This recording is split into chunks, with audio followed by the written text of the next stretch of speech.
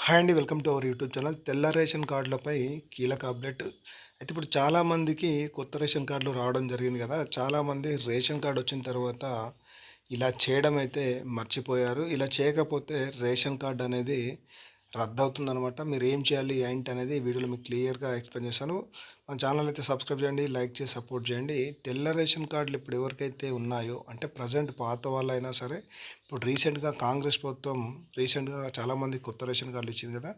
వీళ్ళలో చాలామంది ఈకేవైసీ అనేది చేపించుకోలేదనమాట. అంటే ఇంట్లో ఎంతమంది ఉంటే అంతమంది ఈకేవైసీ అయితే చేయించుకోవాలి. ఈ ఈకేవైసీ ఎక్కడ చేయించుకోవాలంటే ఒకటి రేషన్ షాప్ ద్వారా చేసుకోవచ్చు. రెండవది వచ్చేసి మీ సేవ ద్వారా కూడా చేసుకోవచ్చు.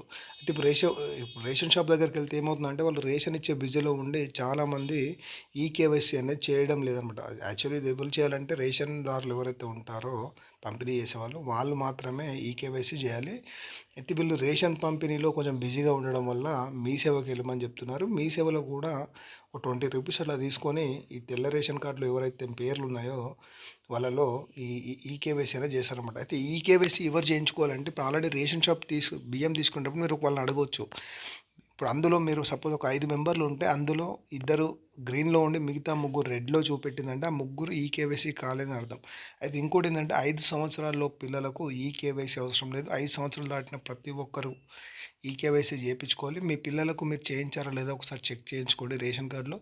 ఒకవేళ చేయించుకోకపోతే ఫస్ట్ మీరు ఆధార్ సెంటర్‌కెళ్ళి బయోమెట్రిక్ అప్డేట్ చేపించండి. బయోమెట్రిక్ అప్డేట్ చేయించిన తర్వాత ఈ రేషన్ కార్డులో మీరు మీరు పిల్లలది ఈకేవైసీ అనేది అప్డేట్ చేయొచ్చు. లేదంటే అప్డేట్ కాదనమాట.